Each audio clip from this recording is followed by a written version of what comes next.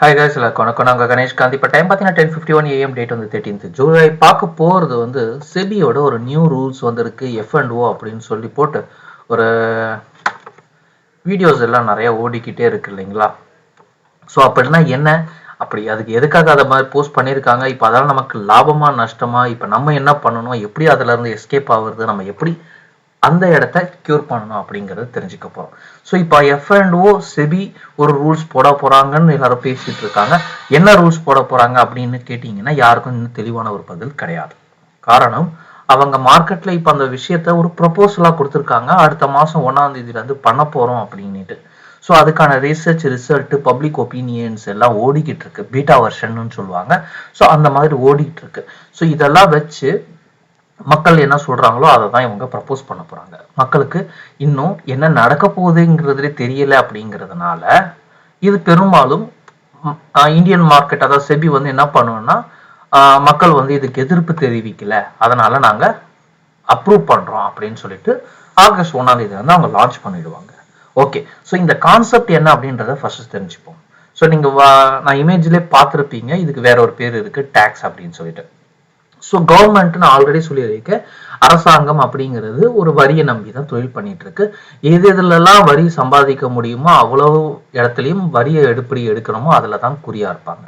Okay, அதிகமா வரி கட்டுற நாடு, சரி ஓகே, அந்த கேவலமான விஷயம் வேண்டாம், நம்ம விஷயத்துக்கு வருவோம். ஸோ இப்போ நான் உங்ககிட்ட வந்து நீ F&O ட்ரேட் பண்ற, நீ அதிகமா சம்பாதிக்கிற, நான் உங்ககிட்ட வரி போடுறேன் அப்படின்னு சொன்னேன்னா நீ என்ன செருப்பால் அடிப்பேன்.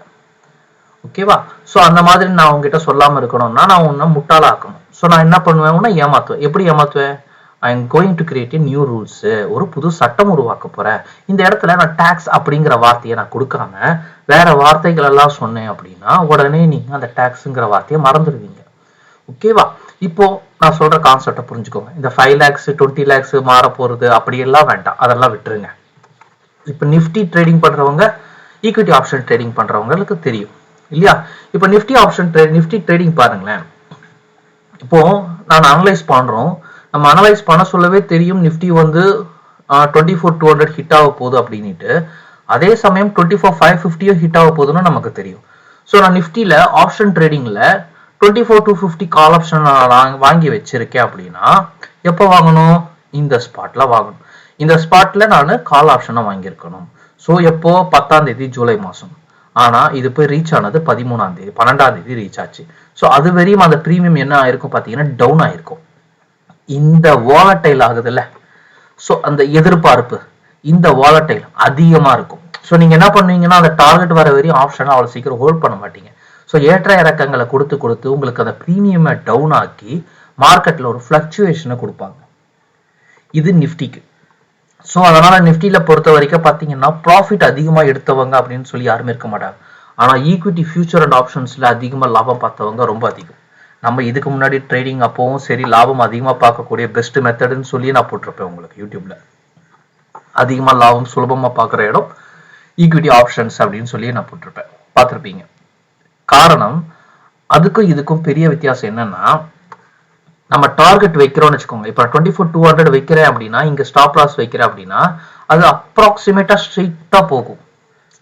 ஓகேங்களா? நமக்கு அந்த ஸ்டாப் லாஸ் எல்லாம், அந்த வாலட்டைல் அவ்வளவு பெருசா வராது நிஃப்டி மாதிரி. ஸோ நிஃப்டியில நீங்க ஸ்டாப் லாஸ் வச்சீங்கன்னா ஸ்டாப் லாஸ் ஹிட் ஆயிட்டு டார்கெட் போகிறத பார்த்துருப்பீங்க. ஆனா ஈக்விட்டி ஆப்ஷன்ஸ்லாம் அந்த மாதிரி அவ்வளவு சீக்கிரத்தில் நடக்காது.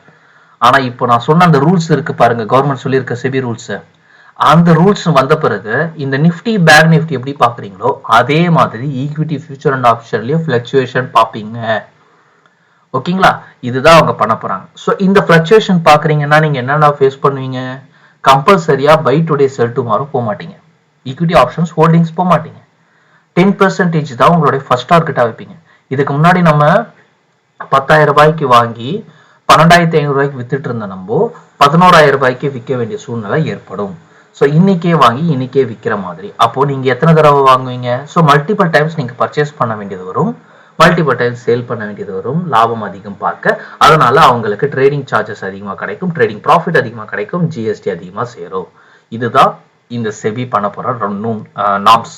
ஓகேங்களா? இதைத்தான் அவங்க டாக்ஸ்ன்னு சொன்னா நமக்கு கோவம் வரும் அப்படின்னு சொல்லிட்டு இந்த மாதிரி ஒரு மேக்கப் பண்ணி செபி ரூல்ஸ் அப்படின்னு பேர் வச்சுக்கிட்டு நம்மளை ஏமாத்திக்கிட்டு இருக்காங்க. இதை தான் பண்ண போறாங்க. நீங்க வேணும்னா செக் பண்ணி பாருங்க. ஓகே, ஸோ நம்ம இப்போ ட்ரேடிங் ப்ரொசீஜர் நம்ம என்ன பண்ணணும் அப்படின்னா, ஆஸ் யூஷுவல் அப்போ பேச சொல்லிட்டே உங்களுக்கு பை டுடே செல் டுமாரோ இனிமேல் நம்ம போக முடியாது.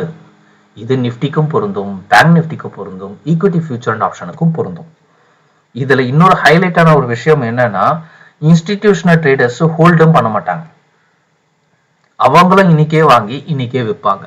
அதனால இன்னும் ஃபிளக்சுவேஷன் அதிகமா இருக்கும். ஸோ இந்த இடத்துல அவங்க கூட ஒரு நார்ம்ஸ் வைக்க போறதா சொல்றாங்க. அதாவது என்ன நார்ம்ஸ்னா, ஈக்விட்டி வந்து இந்த மாதிரி பெரிய மூவ்மெண்ட்ஸ் எல்லாம் கொடுக்க கூடாது. கம்பெனிஸ் எல்லாம் நான் சொன்னேன் இல்லைங்களா, ஸோ இந்த இடத்துல ஸ்டாப் லாஸ் வைக்கிறேன்னா ஸ்ட்ரெயிட்டா ஒரே ஃபார்வர்டு ஒரே ஸ்ட்ரோக்ல 25% 30% கொடுக்குறாங்க இல்லைங்களா, அந்த மாதிரி நீ மூவ்மெண்ட்ஸ் ஸ்டாக்லயே கொடுக்க கூடாது. 10%க்கு மேல கொடுக்க கூடாது. ஸோ இன்னைக்கு 10% கொடுத்தீங்கன்னா அடுத்த நாள் நீ ஹோல்டு பண்ணணும், வெயிட் பண்ணணும். மார்க்கெட்டை ஃபிளக்சுவேஷன் மார்க்கெட் மூவ்மெண்ட்ஸுக்கு பேஸ் பண்ணிட்டு தான் நீ கொடுக்கணும். இந்த மாதிரி அளவுக்கு மீறின டிரான்சாக்ஷன்ஸை நீ மூவ் பண்ணினா உடனே NSE 500ல இருந்து நான் எடுத்துருவேன்.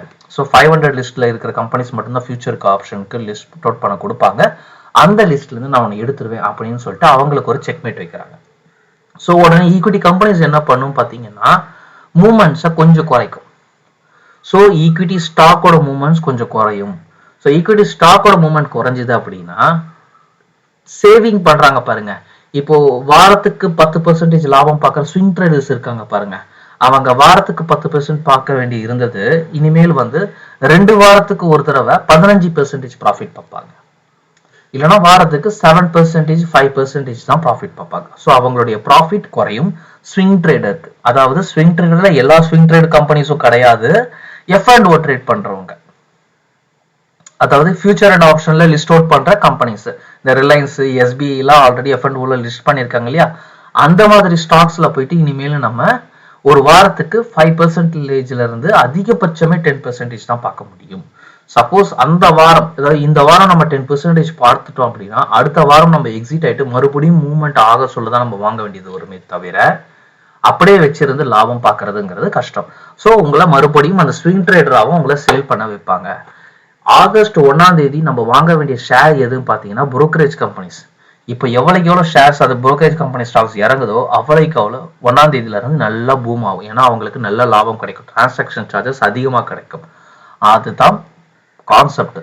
இதைத்தான் கவர்மெண்ட் செபி பண்ண போகுது. ஓகேங்களா? ஸோ நம்ம எப்பவும் போல அவங்களுக்கு வரி கட்டிக்கிட்டு இருக்க வேண்டியது தான், வேற ஒன்றும் இல்லை. நஷ்டம் பார்க்குறவன் எப்பவும் நஷ்டம் பார்க்க போறா. ஸோ நான் ஆல்ரெடி உங்களுக்கு நம்ம நேற்றே குரூப்ல சொல்லிட்டோம். இனிமேல் ப்ராஃபிட் வந்து ஃபர்ஸ்ட் நிஃப்டிக்கே நான் வச்சிருந்தோம். நிஃப்டிக்கு வந்து பார்த்தீங்கன்னா 20 பாயிண்ட்ஸ் நான் ப்ராஃபிட் வச்சிருந்தேன். பேங்க் நிஃப்டிக்கு வந்து 50 பாயிண்ட்ஸ் ப்ராஃபிட் வச்சிருந்தோம் ஸ்டார்டிங் ஸ்டேஜில், அதாவது 2023ல. போன வருஷத்துல இருந்தே நம்ம 2022ல கோவிட் நெருக்கத்தில் வச்சிருந்தோம். அப்புறம் போன வருஷத்துல இருந்து பார்த்தீங்கன்னா நம்ம நிஃப்டிக்கு, அதாவது இந்த நிஃப்டி வந்து 20 பாயிண்ட்ஸ்லாம் குறைச்சாங்க இல்லைங்களா, 25 பாயிண்ட்ஸ் லாட்ஸை வந்து 15 லாட்ஸாக மாற்றினாங்களே, அதுல இருந்து நம்ம வந்து ப்ராஃபிட்டை குறைச்சிட்டோம்.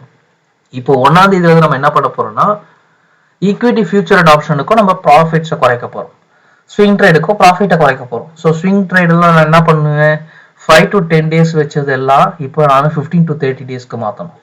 30 days டார்கெட் வச்சது எல்லாத்தையும் 60 daysக்கு மாற்றணும். 60 வச்சது எல்லாம் 3 months போடுவேன். ஸோ டியூரேஷன் அதிகமாக்குவேன். ஓகேவா? ஸோ இதுக்கு ஆல்டர்னேட்டிவ் என்ன அப்படின்னா யூஎஸ் மார்க்கெட். ஏன்னா இவங்க இதை ப்ராப்ளம் ஃபேஸ் பண்ணிட்டு மார்க்கெட் அதுக்கப்புறம் நம்ம தப்பு பண்ணிட்டோம்னு உணர்ந்து மறுபடியும் பழைய நிலைமைக்கு வருவாங்க. எப்போ யூஎஸ்ல இது ஆல்ரெடி பண்ணி ஃபெயிலர் ஆயிடுச்சு, அதிகமா டாக்ஸ் வருதுன்னு சொல்லிட்டு ட்ரேடிங் ஸ்டாப் பண்ணாங்க, நிறைய பேர் நிறுத்தினாங்க. நீங்க ஈவன் இந்த வாரம் மட்டும் பாத்தீங்கன்னா ஆப்ஷன் ட்ரேடிங்கே நடந்திருக்காது. ஓவரால மார்க்கெட்ல ரொம்ப வால்யூம் கம்மியா நடந்திருக்கும். காரணம் இதுதான், இந்த மாதிரி நிறுத்திடுவாங்க, ட்ரேட் பண்ண மாட்டாங்க. ஸோ ஸ்லோவாக கவர்மெண்ட் மறுபடியும் அதை டேக்ஸ் எல்லாம் ரிலீஸ் பண்ண ஆரம்பிக்கும். ரூல்ஸ்ல கொஞ்சம் தளர்வா கொஞ்சம் ஃப்ரீடம் கொடுக்க ஆரம்பிப்பாங்க. அது நடக்கிறதுக்கு 2-3 வருஷம் ஆகும். அது வரையும் நம்ம யூஎஸ் மார்க்கெட்ல இன்வெஸ்ட்மெண்ட் பண்றது தான் சாய்ஸஸா இருக்கும். ஓகேவா? வேற ஏதாவது டவுட்ஸ் இருந்தா கமெண்ட்ஸ்ல போஸ்ட் பண்ணுங்க. நெக்ஸ்ட் வீடியோல பார்க்கலாம். Thank you, take care, bye bye.